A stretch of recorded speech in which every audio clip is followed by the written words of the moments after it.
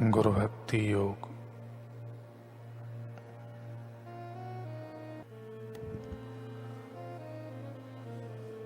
सच्चा एवं स्थायी सुख बाहर के नाशवंत पदार्थों से नहीं, अपितु गुरु शरण योग का आश्रय लेने से मिल सकता है।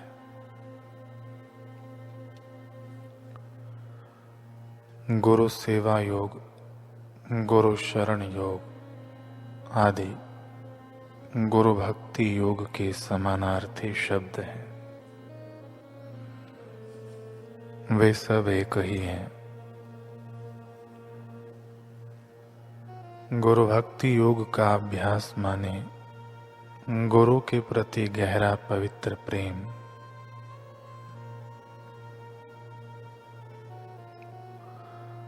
आचार्य के पावनकारी चरण कमलों के प्रति पवित्र प्रेम धीरे धीरे विकसित करना चाहिए। उसके लिए कोई छोटा मार्ग नहीं है।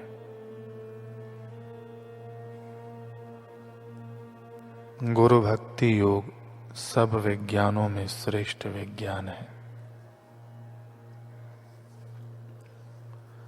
सच्चे शिष्य के लिए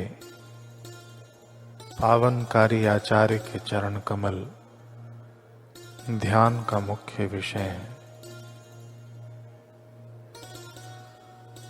गुरु भक्ति योग सब योगों का राजा है।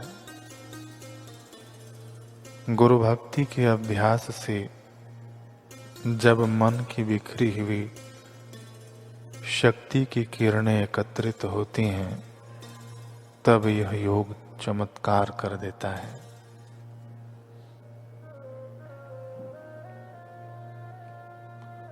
पूज्य गुरुदेव कह रहे हैं कि भगवान कहते हैं, ममैवांशो जीवलोके जीवभूत सनातन।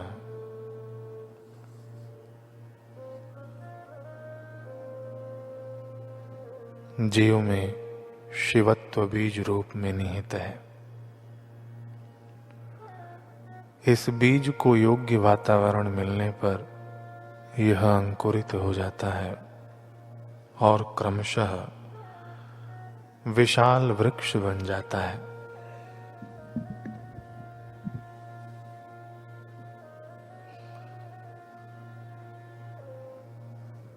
वामन जीव में क्या विराट शिव विद्यमान है। बड़ के एक छोटे से बीज में क्या विशाल वटवृक्ष नहीं छुपा है।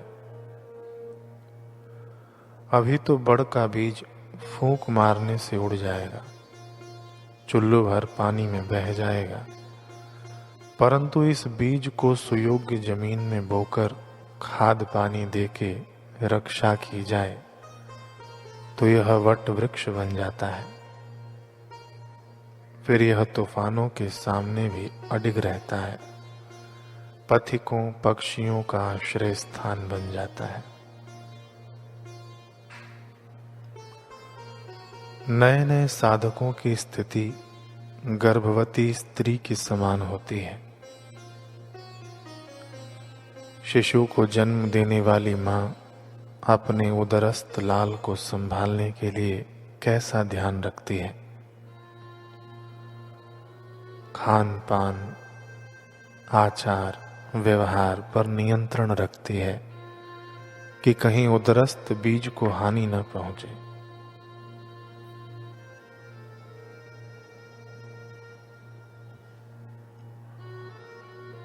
तुमने भी चैतन्य का दैवी बीज बोया हुआ है, उसकी ध्यान से रक्षा करना। हे साधक, जैसे जमीन में बोया बीज को चींटियां खा न जाएं, पक्षी चुग न ले, अंकुर से पत्ते आने के बाद बकरी उसे चबा न जाए, इसका ध्यान रखा जाता है। ऐसे ही साधक भी अपने दैवी बीज की रक्षा में सतर्क रहे, असाधक का संग न करे। आहार विहार शुद्ध रखे, काम क्रोध से बचे, अनावश्यक बोलना और दुनिया के पचड़ों में उलझना बिल्कुल छोड़ दे।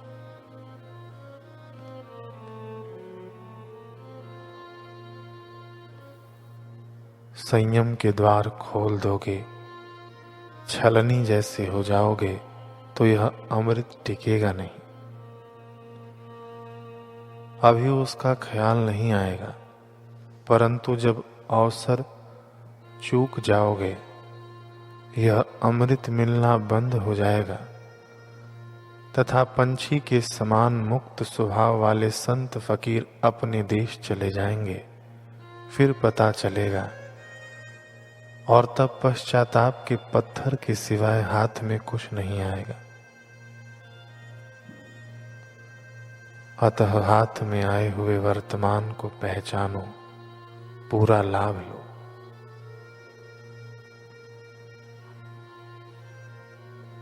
गंगा बहती है तब तक गोता लगा लो।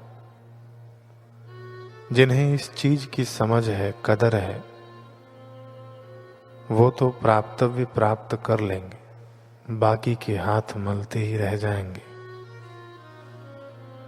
ज्यों-ज्यों सद्गुरु की कृपा हजम करते जाओगे, त्यों-त्यों मधुरता के द्वार खुलते जाएंगे। मधुरता का खजाना तो प्रत्येक मनुष्य के भीतर भरा है, परंतु उसके द्वार बंद हैं और चाबियां गुम हो गई हैं। गुरुद्वार पर सभी तालों की चाबी लगाई जाती है। कुछ विचित्र तालों को हथौड़े से चोट भी मारनी पड़ती है। गुरुद्वार एक आध्यात्मिक प्रयोगशाला है। तुम्हारी छिपी हुई संभावनाओं को जान लो, पहचान लो, तब इसकी रक्षा करने की रुचि जग जाएगी। इस कार्य में बोझ नहीं अपितु रस के घूंट भरने जैसा लगेगा। गुरु की कृपा से बीज में अंकुर तो आ जाते हैं, परंतु साधक यदि संभाल न ले तो मेहनत व्यर्थ चली जाती है। महिला को तो हाड़ मांस की देह को जन्म देना है, जबकि साधक को तो ईश्वर को जन्म देना है। तो हिसाब करो कितना अधिक ध्यान रखने की आवश्यकता है। आहार व्यवहार विहार शुद्ध रखो। शुद्ध और सात्विक लोगों का ही संग करो। अन्य लोगों का संपर्क हो सके उतना टालो।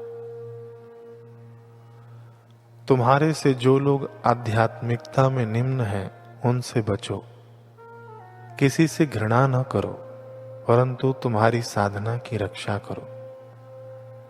सब जीवों के प्रति भीतर से प्रेम रखो, परंतु उनके कुसंस्कारों का पाश तुम्हें न लगे, इतना दूर रहो। सजातीय संग करके तुम्हारे व्यक्तित्व में सजातीय प्रवाह विकसित करो। अफसर और चपरासी दोनों मनुष्य ही हैं, परंतु दोनों के विकास में अंतर है। दोनों की योग्यता अलग है। दोनों को एक ही श्रेणी में नहीं रखा जा सकता। तुम भी तुम्हारी श्रेणी वाले लोगों के साथ उठो, बैठो, व्यवहार करो, श्रद्धालुओं का संग करो। यदि तुम सावधान नहीं रहे तो साधना तोड़ने का प्रयास चारों ओर से होगा।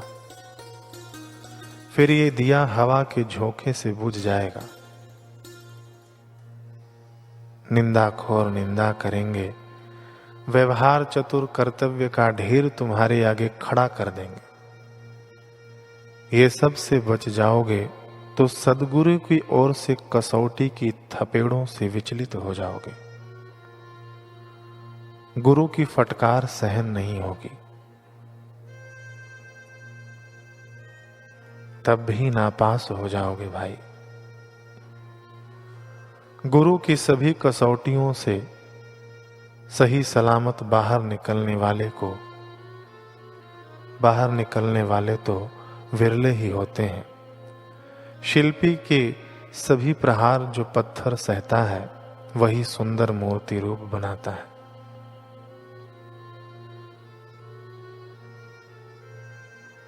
तुमने क्या अच्छा किया, इस ओर ध्यान न देकर तुमसे गलती कहाँ हो रही है, उसे पकड़कर दूर करने में ही गुरु तत्पर रहते हैं। यह तो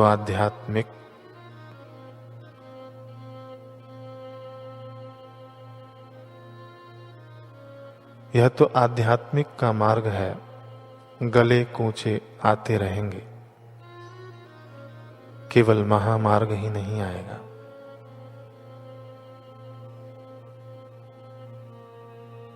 मन साधक को कैसे धोखा देता है, यह कुछ कह नहीं सकते।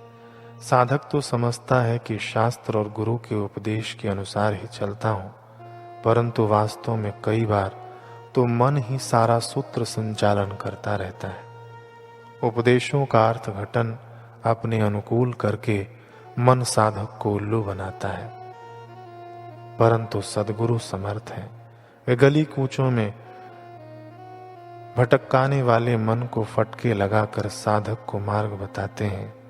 साधक में भी हिम्मत होनी आवश्यक है, चाहे कैसे भी फटके सहकर भी तत्व को जान ले। फटके सहने पड़े फिर भी गुरु का सानिध्य नहीं छोड़े। मान अपमान निंदा स्तुति की परवाह किए बिना सद्गुरु की आज्ञा अनुसार चलता रहे तो फिर मंजिल दूर नहीं।